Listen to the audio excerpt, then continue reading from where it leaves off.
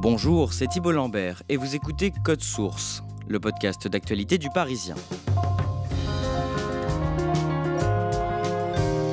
Le mercredi 5 septembre 2012, 3 membres d'une même famille, le père, la mère et la grand-mère, ainsi qu'un cycliste, sont abattus en plein après-midi sur un parking en forêt près de la commune de Chevaline, en Haute-Savoie. À l'approche des 10 ans de cette tragédie, la tuerie de Chevaline fait l'objet d'une série d'articles publiés cet été dans Le Parisien. Des journalistes de la rédaction ont eu accès à des documents inédits avec de nouveaux éléments sur cette affaire non élucidée. L'auteur de cette série est avec nous aujourd'hui dans Code Source, Ronan Folgoas du service police-justice du Parisien.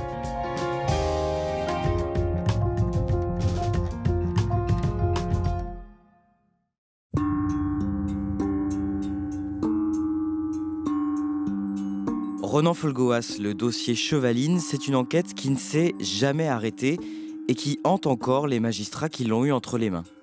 Oui, c'est une affaire qui a bientôt 10 ans. Elle a mobilisé plusieurs juges d'instruction qui se sont succédés à Annecy, des procureurs de la République aussi, des dizaines et des dizaines d'enquêteurs, côté français évidemment, et côté britannique, puisqu'une équipe commune d'enquête a été constituée autour de cette affaire qui s'étend sur la France, sur le Royaume-Uni et dans une dizaine d'autres pays. C'est une enquête tentaculaire.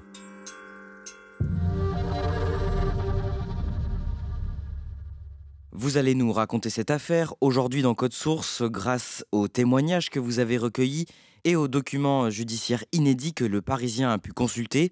Tout commence le mercredi 5 septembre 2012. En milieu d'après-midi, un homme d'une cinquantaine d'années part de chez lui pour aller faire du vélo sur les routes de montagne au bord du lac d'Annecy.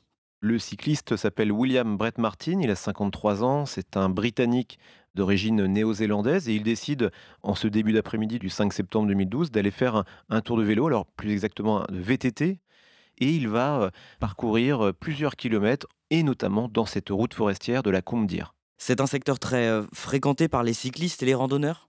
Oui, il y a du passage. Au mois de juillet, août, les touristes sont assez nombreux dans la région, notamment des étrangers. Là, début septembre, c'est un peu moins fréquenté, mais il y a du passage. Il y a des randonneurs, des cyclistes, des motards aussi qui se succèdent sur cette route forestière de la Combe d'Ir. C'est un secteur très boisé et un torrent coule au milieu. La route forestière de la Combe d'Ir s'enlace autour de ce torrent. Et William Brett Martin accomplit ce parcours et il finit par arriver sur un parking, le parking du Martinet. D'après l'enquête, il est à ce moment-là autour de 15h38. Que dit ce cycliste ? Qu'est-ce qu'il raconte avoir vu sur ce parking ? Il aperçoit une petite fille qui est en train de tituber. Visiblement, elle souffre de blessures. Il va aller essayer de la secourir, la placer en position latérale de sécurité. Il constate qu'elle saigne abondamment au niveau du crâne. Et il va constater également qu'à proximité de cette petite fille, il y a une voiture, une BMW Bordeaux, à l'intérieur de laquelle il y a plusieurs passagers. Il voit notamment le conducteur, alors c'est une voiture avec volant à droite, une voiture britannique, et il se rend compte que cette personne est décédée. Il se rend compte qu'un cycliste est allongé sur le dos, à proximité immédiate de la voiture. Il pense d'abord à un accident de la route, mais il se rend compte aussi que la victime, qui est située à l'intérieur de la voiture, au volant, au poste de conducteur, semble présenter un impact de balle au niveau de la tête, d'autant qu'à l'arrière de cette voiture, il aperçoit un autre passager, une femme, qui elle aussi présente des traces d'impact de balle. Donc là, il comprend qu'il est en réalité sur une scène de crime.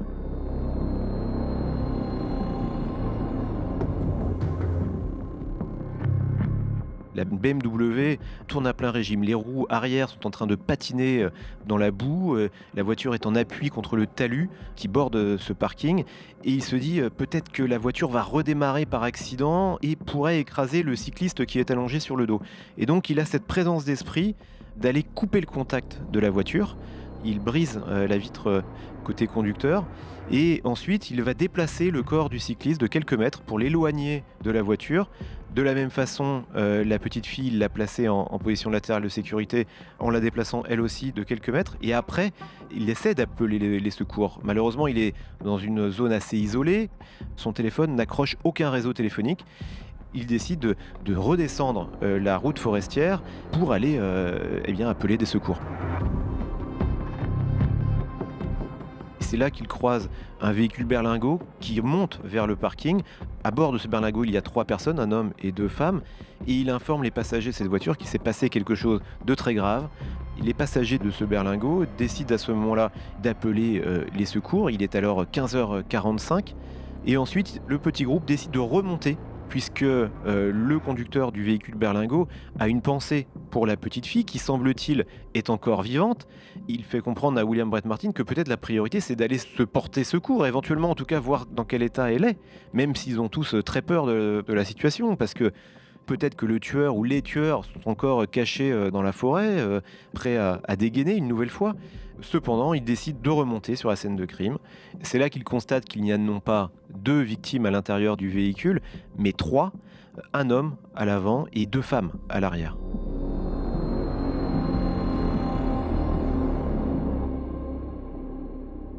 À ce moment-là, il est quasiment 16h, les premiers secours arrivent sur les lieux. La fillette de 7 ans, retrouvée sur ce parking, est entre la vie et la mort. Oui, elle présente de multiples traces de coups au niveau du crâne. Elle va être placée dans le coma artificiel pendant plusieurs jours. Elle présente aussi un impact de balle sur une zone non vitale, puisque c'est l'épaule gauche qui est touchée. Cette petite fille a 7 ans et elle est entre la vie et la mort. Et les 3 passagers découverts dans la voiture, ainsi que le cycliste par terre, sont tous décédés. Ronan Folgoas, que font les gendarmes une fois sur place ? Les gendarmes, eux, quand ils arrivent sur place, leur premier réflexe, c'est de geler la scène de crime, comme on dit, c'est-à-dire de protéger du mieux possible cette scène de pollution extérieure, c'est-à-dire par erreur, on pourrait marcher sur des indices importants, on pourrait effacer des traces d'ADN. Donc il faut circonscrire cette zone, recenser le nombre de douilles que l'on peut comptabiliser comme ça sur le sol, et puis surtout ne pas brouiller l'enquête qui ne fait que commencer.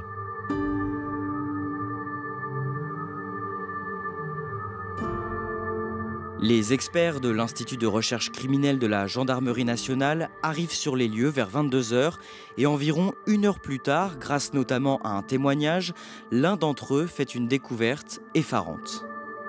C'est le gérant du camping où cette famille était en vacances qui prévient les gendarmes, qui lui est au courant aussi de ce qui s'est passé via les médias, via la télévision en particulier, et qui va signaler aux gendarmes que cette famille ne compte pas une petite fille, mais 2.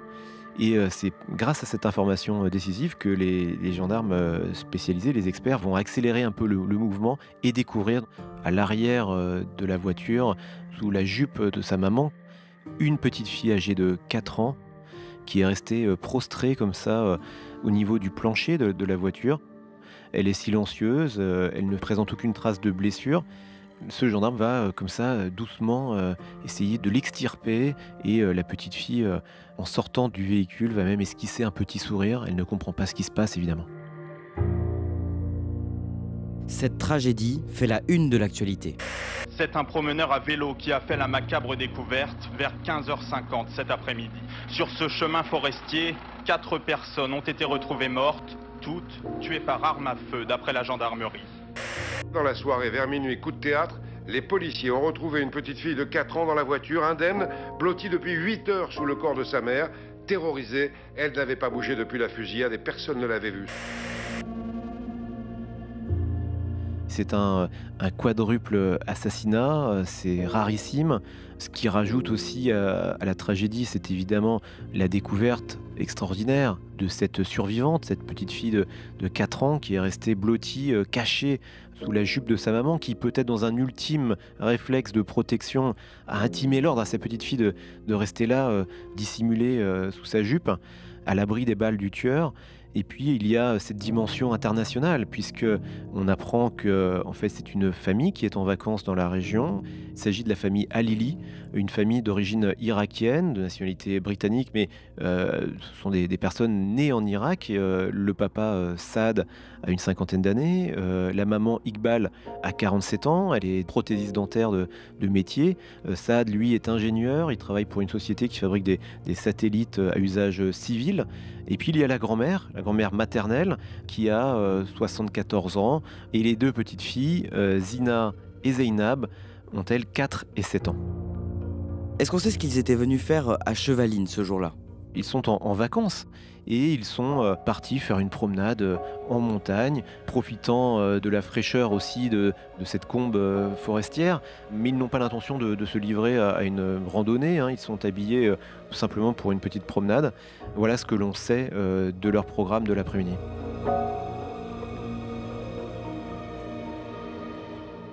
Qui est le cycliste retrouvé mort près de leur voiture? Il s'appelle Sylvain Mollier, il a 45 ans, c'est un père de famille qui a 2 enfants d'un premier mariage et qui vient d'avoir un autre petit garçon 2 mois avant le drame. Il est ouvrier dans une usine qui fabrique des tubes d'aluminium pour l'industrie nucléaire. C'est une filiale du groupe Areva. Quelle est la piste privilégiée par les enquêteurs à ce stade, au tout début de l'affaire? Absolument toutes les hypothèses sont étudiées. Il est question peut-être de la présence de plusieurs tueurs qui se seraient coordonnés. Au bout de quelques jours, l'enquête balistique finit par donner les premiers résultats et on apprendra qu'en fait un seul tueur était présent sur les lieux. Il n'y a qu'une seule arme utilisée. L'enquête ne fait que commencer à ce stade et toutes les hypothèses sont alors étudiées les unes après les autres. À partir des premiers éléments retrouvés sur place et des autopsies menées sur les victimes, les enquêteurs tentent de reconstituer le scénario du crime. Oui, c'est extrêmement compliqué puisqu'il n'y a pas de témoin oculaire. Personne n'est capable de leur dire ce qui a pu se passer. Personne n'a entendu de coups de feu. Les enquêteurs vont devoir se contenter du minimum, c'est-à-dire du nombre de balles déjà, du nombre de balles tirées par le tireur, 21 balles. Puis ensuite, ils essaient de reconstituer la dynamique de la scène de crime, grâce notamment à des traces laissées par la voiture de la famille Halili. Ils comprennent que la famille Halili est arrivée sur le parking, que 2 de ses membres, le papa et sa fille aînée, sont sortis du véhicule. Et puis, dans un moment de grande panique, comprenant peut-être qu'un tueur arrive à proximité, le père a hurlé sur sa fille pour qu'elle revienne à l'intérieur de la voiture. Ça, c'est grâce au témoignage de la petite fille qu'on apprendra ça. Mais elle n'a pas le temps, elle, de revenir dans la voiture. Le père, lui, se remet au volant de son véhicule et là, il s'est garé en marche avant sur ce parking. Donc, il est obligé de procéder à une marche arrière en catastrophe. Et en procédant à cette marche arrière, il va réaliser en fait un arc de cercle qui va se finir dans le talus qui borde ce parking. Et c'est là, malheureusement, que le tueur va pouvoir les approcher de près et les exécuter froidement. Ils vont tous recevoir au moins une balle dans la tête. Et au cours de cette manœuvre désespérée de marche arrière, la voiture va rouler sur le corps du cycliste qui présente des traces d'enfoncement au niveau de la cage thoracique. Et qu'arrive-t-il à ce cycliste Sylvain Mollier dans ce scénario? On comprend par la logique de la scène de crime que le cycliste est touché en premier parce qu'il est allongé sur le sol et c'est pour cette raison que la voiture, en faisant la marche arrière, va rouler sur son corps. Le séquençage exact reste encore un peu flou. Ce que les enquêteurs remarquent, c'est qu'ils ont affaire à un tireur de tout premier plan, un tireur très aguerri, puisqu'il a tiré 21 balles, que 17 ont atteint leur cible et que les balles n'ont pas impacté la carrosserie. Ça veut dire donc que le tireur vise juste, vise très juste même.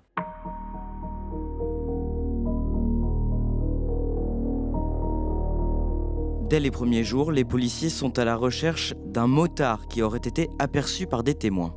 Oui, c'est le témoin principal, celui qui découvre la scène de crime, William Brett Martin, qui va parler en premier d'un motard qu'il aurait croisé à quelques centaines de mètres en amont du parking Martinez. C'est-à-dire quand il monte et qu'il s'apprête à découvrir la scène de crime, peut-être dans la minute qui précède, il croise un motard. Il explique que ce motard même ralentit comme s'il voulait s'arrêter lorsqu'il se croise. Le motard poursuit sa route et donc il va se souvenir de cette scène. C'est évidemment un élément clé pour les enquêteurs puisque il y a fort à parier que ce motard a dû voir quelque chose. Il a dû au moins apercevoir les victimes allongées et peut-être qu'il est impliqué dans les faits dont il est question. Entre-temps, la fillette de 7 ans, grièvement blessée, Zeynab Halili, est sortie de son coma artificiel et ses jours ne sont plus en danger. Ronan Folgoas, l'enquête se poursuit et les enquêteurs s'intéressent de près à l'entourage des Halili. Ils découvrent que le père de famille, Saad, était brouillé avec son frère aîné à cause d'une histoire d'héritage. Oui, il y a un lourd contentieux entre les deux frères. Saad avait un frère aîné, Zaïd, qui a 3 ans de plus que lui.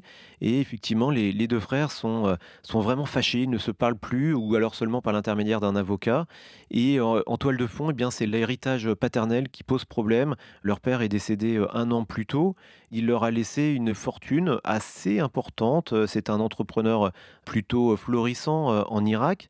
Il avait fait fortune dans des commerces assez variés, un élevage de poulets, une fabrique de papier toilette.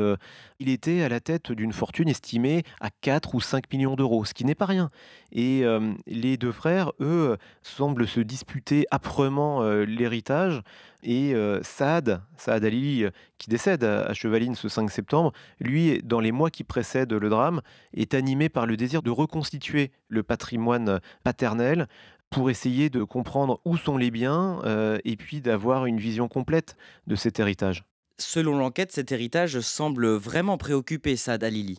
Oui, on comprend que la famille Halili est en vacances, certes, mais que Saad Halili est animé par l'intention de reconstituer une partie, en tout cas, du patrimoine paternel, puisqu'il contacte, quelques jours avant le drame, une banque suisse qui abrite un compte bancaire au nom du père de Saad. Sur ce compte bancaire, il y a environ 1 million d'euros. Et un rendez-vous est même prévu dans cette banque dans les jours qui suivent le drame. Évidemment, Saad ne se présentera jamais, qui a à voir avec les enjeux financiers de l'héritage. Le lundi 24 juin 2013, quasiment 10 mois après la tuerie, le frère de Saad Halili, Zaïd, est interpellé par les policiers britanniques et placé en garde à vue. Il soupçonne Zaïd tout simplement d'avoir commandité un assassinat visant à supprimer Saad Halili et sa petite famille. Ce matin, on apprend que la police britannique annonce l'arrestation du frère du chef de famille, M. Halili. On n'a pas d'autres détails pour l'instant. Un cycliste français, vous vous en souvenez, a également été tué ce jour-là. Comme il ne répond pas aux convocations des enquêteurs français, il refuse de se rendre en France. Les policiers britanniques vont effectivement l'interpeller, vont l'entendre, mais en même temps, rien ne permet de le relier avec un projet d'assassinat.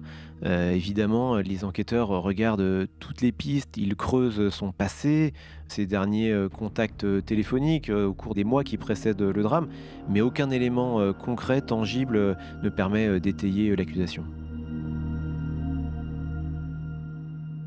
Zaïd Halili ressort libre de sa garde à vue et 6 mois plus tard, en janvier 2014, son contrôle judiciaire est levé. Les enquêteurs concentrent alors leurs investigations sur l'arme supposée du crime. Elle les intrigue depuis le début, Ronan Folgoas. Oui, parce qu'ils ont réussi à déterminer assez rapidement, au bout de quelques mois, bien que cette arme était un Luger P06, une arme qui est connue pour avoir été utilisée par l'armée suisse dans le courant du XXe siècle. Ça faisait partie des armes de dotation que l'armée suisse donnait aux militaires et qui ensuite avaient la possibilité de les conserver avec eux lorsqu'ils quittaient l'armée. Et donc, plusieurs dizaines de milliers d'armes de ce type circulent depuis des décennies en Suisse et aussi côté français. C'est une arme semi-automatique qui est relativement désuète désormais. Et donc, c'est une arme qui ne correspond pas tout à fait avec le profil d'un tueur à gages. C'est une arme assez étonnante. Et les gendarmes vont procéder à de très nombreuses auditions.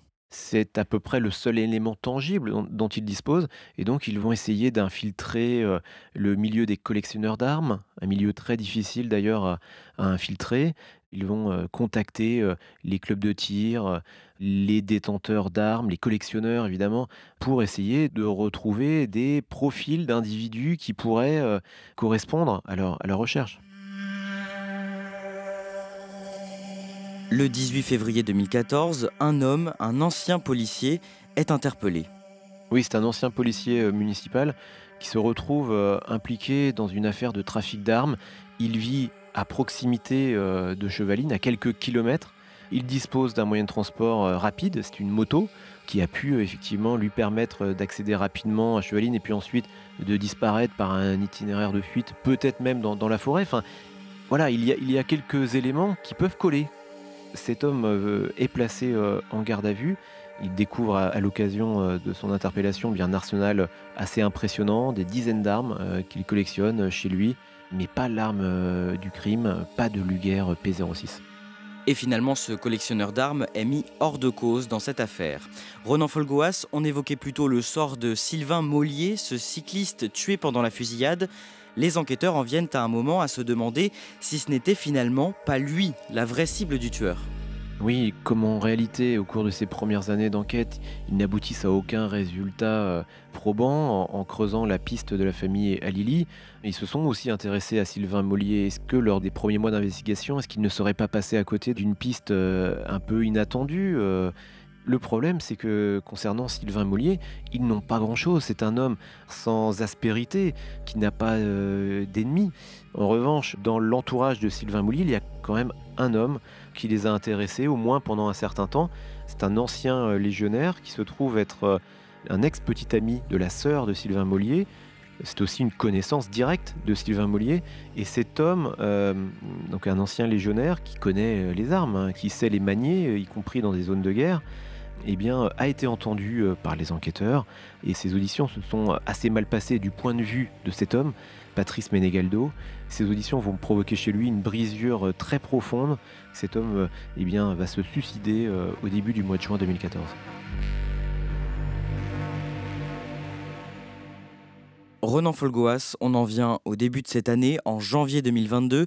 Un homme qui avait déjà été entendu dans le cadre de cette affaire est placé en garde à vue. Un homme est toujours en garde à vue ce matin dans l'enquête sur l'affaire de la tuerie de Chevaline. Oui, cet homme, c'est le fameux motard qui a fait l'objet d'un portrait robot. Ce motard qui aurait croisé William Brett Martin.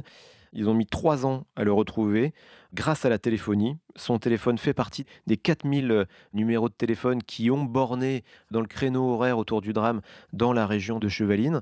Il s'agit d'un entrepreneur de la région lyonnaise qui explique eh bien, qu'en fait il était venu faire un baptême de deltaplane et qu'ensuite eh bien, il avait voulu se promener tout simplement et qu'il s'était un peu égaré et qu'en montant cette route forestière de la Combe-d'Ir, il avait été invité par des agents de l'ONF à faire demi-tour et qu'en faisant demi-tour, bah oui, il avait effectivement été obligé de passer devant ce parking du Martinet mais qu'il n'avait rien remarqué de spécial. Les enquêteurs ne sont pas tout à fait convaincu par ses explications. Il y a, semble-t-il, dans son témoignage des incohérences. Cet homme a été placé en garde à vue pendant près de 48 heures, mais il en est ressorti libre. Et à ce stade, aucune charge ne pèse contre lui. Ronan Folgoas, 10 ans après ce quadruple meurtre, la tuerie de Chevaline reste encore entourée de mystères. Vous avez découvert que certaines pistes dans le passé de la famille Halili n'ont pas pu être explorées. Oui, parce que c'est une enquête tentaculaire, internationale, qui s'est étendue dans une dizaine, voire une quinzaine de pays. Les États-Unis, le Canada, l'Europe du Nord, l'Europe du Sud, la Turquie et l'Irak. Est-ce qu'en Irak, il y avait peut-être des personnes qui tenaient à capter l'héritage paternel qui était en partie présent sur le sol irakien au détriment des 2 frères Halili? C'est une pure hypothèse, mais qui n'a pas pu être creusée parce que les commissions rogatoires internationales qui ont été diligentées par la justice française bien n'ont jamais été retournées par les autorités irakiennes. Donc aucun acte d'enquête digne de ce nom n'a pu avoir lieu en Irak. Donc c'est un angle mort de ce dossier. Et il y a un autre élément troublant dans le passé de la mère de famille. Iqbal Halili, la femme de Saad, a connu en effet une expérience secrète aux États-Unis. Elle s'est exilée pendant près d'1 an et demi entre 1999 et 2000. Elle s'est même mariée là-bas avec un Américain.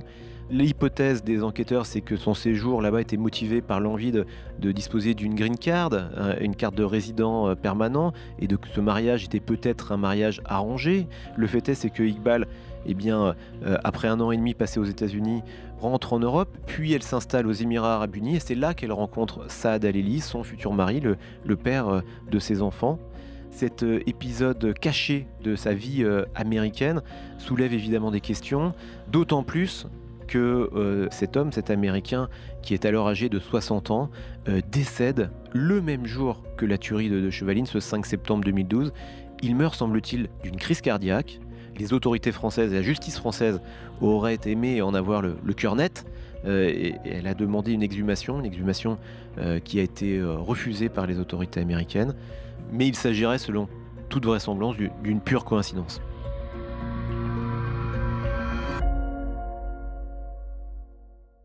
L'actuel procureur d'Annecy, qui est la 3e magistrate à suivre ce dossier, a bon espoir qu'on retrouve un jour l'assassin ? Oui, c'est ce qu'elle a expliqué, en tout cas en début d'année 2022, à nos confrères de la Tribune de Genève. Elle se veut optimiste, elle pense que cette affaire sortira grâce à des preuves scientifiques. Peut-être pensait-elle à une exploitation, enfin, de la trace d'ADN inconnue qui a été retrouvée sur le pare-choc de la voiture de la famille Halili. Peut-être pense-t-elle à un élément technique, à de la téléphonie ou à toute autre chose. En tout cas, elle a cet espoir et puis elle ne veut surtout pas diffuser l'idée que l'affaire Chevaline va devenir un cold case, veut que cette affaire soit toujours aux mains de juges d'instruction d'Annecy qui sont aux commandes depuis maintenant 10 ans. Les deux survivantes de cette tuerie, Zina et Zainab, ont maintenant 14 et 17 ans. Qu'est-ce qu'on sait de la vie qu'elles mènent aujourd'hui ? Très peu de choses en réalité, elles sont toujours sous protection des autorités britanniques. Tant que l'affaire n'est pas résolue, on ne sait pas grand-chose d'elles, à part qu'elles vivent sous une nouvelle identité et chez leur tante maternelle. Leur oncle, Zaïd Halili, qui s'est exprimé dans Le Parisien, nous a simplement confié qu'elles allaient plutôt bien et qu'elles ne reparlaient plus du drame sans beaucoup plus de précision. On se doute évidemment qu'elles sont traversées par un traumatisme de longue durée, mais en réalité personne ne sait rien de leur vie actuelle.